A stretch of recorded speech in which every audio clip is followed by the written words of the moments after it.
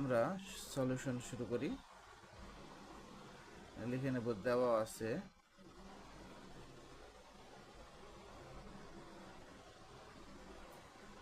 a সমান 45 degree.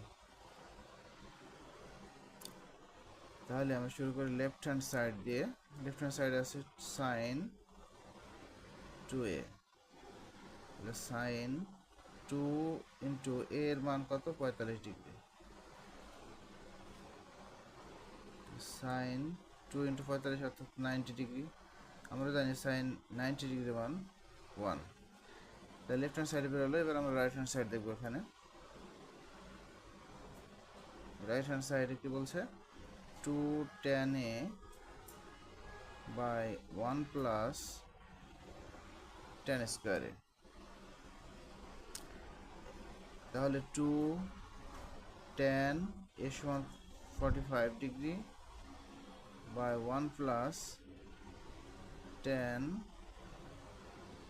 Square 45। এখানে দিই 2 ইন্টু tan 45 ডিগ্রি মান আমরা জানি 1 প্লাস এখানেও 45 ডিগ্রি মান 1, এর উপরে square 2 by 1 plus 1, 2 by 2 is equal 1।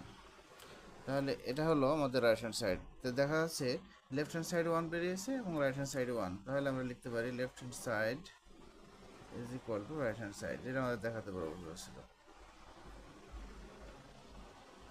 আশা করি বুঝতে পেরেছো।